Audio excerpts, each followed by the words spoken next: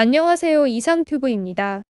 호주 공군은 퇴역 예정인 호크 127의 후계기를 찾고 있으며 지난 3월 5일에 막을 내린 아발론 에어쇼에서 보잉의 T-7A와 로키드 마틴과 카이의 T-50 및 이탈리아의 레오나르도가 M3 사육 판매를 위해 경쟁했습니다.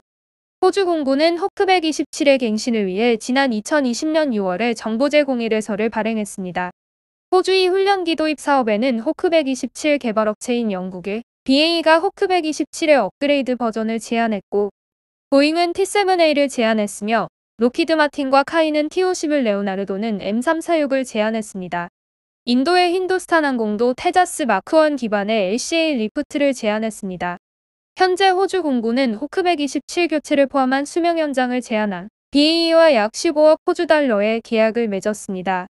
다만 호주 공군은 이번 업그레이드 계약으로 호크 127의 퇴역 시기를 연장하여 2031년까지 호크 127을 사용하기로 결정하여 따라서 호주 공군은 호크 127의 후계기 도입 움직임을 본격화하고 있습니다.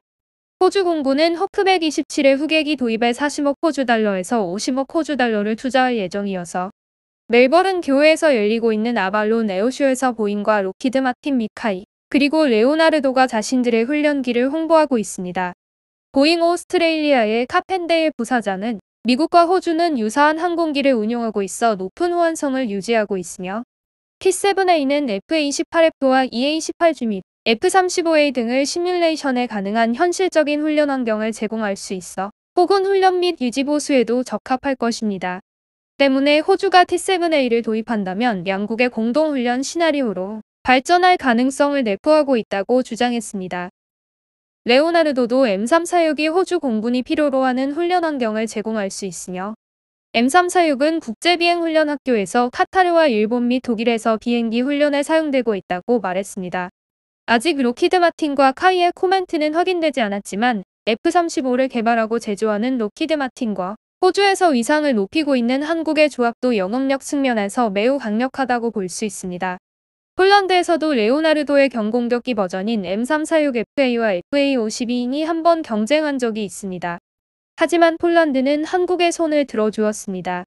당시 폴란드 국방장관은 안타깝게도 M3 사육의 훈련 효율은 매우 나쁘다라고 말했습니다. 즉 M3 사육에서 훈련을 마친 조종사가 F-16을 조종하는 데에는 시간이 너무 오래 걸린다는 뜻으로 FA-50에서 훈련한 조종사는 몇 시간 만에 F-16을 타고 단독 비행을 할 수 있어 압도적으로 훈련 비용과 시간을 절약할 수 있다고 설명하면서 M3 사육을 혹평했습니다. 따라서 개인적인 생각으로는 미국 전투기를 주로 사용하는 호주 공군은 미 공군이 채용한 T-7A와 로키드 마틴과 카이의 T-50과 궁합이 좋을 것으로 보입니다. 덧붙이자면 호주 정부는 힌두스탄 항공기가 제안하는 LCA 리프트에 대해서만 관심이 없다라고 인도 정부에 전달했습니다. 현재 인도는 테자스 전투기 외에도 테자스 전투기를 기반으로 훈련기로 개조한 LCA 리프트의 판매에 열을 올리고 있습니다. 하지만 결과가 썩 좋지는 못합니다. 앞서 말했지만 최근 호주의 훈련기 도입 사업에서 다른 기종과는 다르게 인도산 훈련기만 퇴짜당했으며 미국의 훈련기 시장에도 도전하고 있지만 면전박대 당하고 있는 모습입니다. 인도 정부도 호주의 테자스의 수출을 지원하기 위해 2021년 9월에 양국 정상회담에서 테자스 기반의 LCA 리프트를 호주에 공식 제안했습니다. 하지만 당시 호주의 마르스 국방장관은 지난해 6월 말에 LCA 리프트에 관심이 없다라는 것을 인도 측에 통보했다고 호주 언론들은 밝혔습니다. 호주의 국방부 장관이 인도산 훈련기만을 꼭 집어 LCA 리프트에 관심이 없다라고 발언한 것은 이례적이라고 볼 수 있습니다. 하지만 인도 정부는 이에 굴하지 않고 미 해군이 운용하는 T-45 후계기 도입 사업에도 LCA 리프트를 팔겠다고 나섰습니다. 미 해군의 차기 훈련기 도입 사업에는 보잉이 T-7B와 로키드 마틴과 카이의 T-50A 및 레오나르도가 M3 사육을 제안할 것으로 예상되고 여기에 인도가 LCA 리프트까지 가세한다고 하니 매우 흥미로운 움직임이라고 할 수 있겠습니다.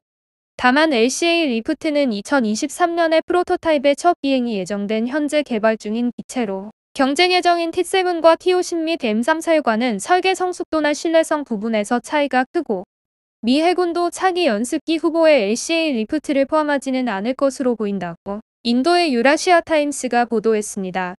인도의 유라시아 타임스는 미국의 국방 전문 매체인 워존의 기자인 토마스 뉴디 기자의 발언을 인용해 인도의 LCA 해군 프로토타입의 성공 가능성은 극도로 희박합니다라고 보도하며 자국의 테자스 전투기가 미국 시장에 진출하지 못할 것으로 내다봤습니다. 이 밖에도 최근에는 필리핀 공군에서 진행하는 다목적 전투기 사업에서도 인도가 제안한 테자스 전투기가 탈락했다고 보도되고 있으며 인도가 공을 들였던 이집트에서도 한국의 FA-50을 선택할 것이라는 외신 보도가 나오고 있습니다. 또한 얼마 전에는 말레이시아도 파격적인 계획을 제안한 테자스 전투기가 아닌 한국의 FA-50을 선택해 테자스는 해외 시장에서 연패하고 있습니다. 특히 인도와 가까운 말레이시아의 인도는 테자스 유지보수센터와 테자스 전투기 기술 이전 및 현지 생산까지 포함한 계획을 말레이시아에 제안하여 인도 언론에서도 말레이시아에서는 승리할 수 있을 것이란 보도가 지배적이었지만 결과적으로는 한국의 FA-50의 패배에 인도의 충격은 더욱 컸을 것입니다. 하지만 인도는 테자스를 기반으로 한 경공격기로 본격적으로 해외 시장에 진출하고 있어 현재 세계 무기 시장에서 신규 플레이어로 떠오르고 있는 우리나라로서는 무시할 수는 없을 것입니다. 당장 LCA 리프트를 채택하는 나라는 없을 수도 있지만 이런 노력을 계속하다 보면 5년 후나 10년 후에 LCA 리프트를 도입하는 나라가 등장할 수도 있어 인도의 노력을 주목해서 바라봐야 할 것입니다. 인도와 관련된 한 가지 소식을 더 전해드리고 마무리하겠습니다. 인도가 자국에서 개발한 훈련기인 HTT-40을 70대 구입하고 해외 고객에게는 700만 달러에 제공하겠다고 발표했습니다. 인도의 힌두스탄 항공이 개발한 HTT-40은 터보프롭 엔진을 탑재한 텐덤시트의 기본 훈련기이며 인도 공군이 도입하는 것을 전제로 설계를 진행했으나 도입 비용이 인도 공군이 운용 중인 PC-7MK1의 약 2배라는 지적을 받았습니다.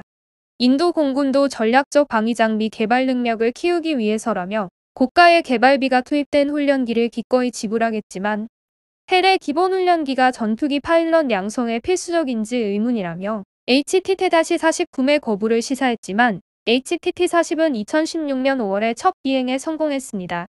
이에 따라 인도 공군은 75대를 도입할 PC-7MK2의 추가 구매 옵션을 행사하지 않고 HTT-40을 총 108대를 도입할 계획인 것으로 알려졌습니다. 아울러 HTT-40의 국산화 비율은 60%가 될 예정이며 인도 국방부는 HTT-40을 구매해 국내 항공산업 생태계를 활성화하고 산업계의 자립을 뒷받침하겠다고 밝혔으며 이에 더해 HAL 관계자들은 해외 고객들에게 약 700만 달러에 제공하겠다고 밝혔습니다. HTT-40의 성능은 알려지지 않아 어떠한지는 알 수 없지만 미국의 T6와 우리나라의 KT-1도 비슷한 가격대에 팔리고 있어 인도 공군의 운용 실적만 좋으면 우리나라의 KT-1과 해외 시장에서 경쟁할 기체로 보여집니다. 과연 인도가 해외 시장에 선보일 HTT-40이 어떠한 성능을 보일지 주목됩니다. 이상 마치겠습니다. 이상큐브였습니다.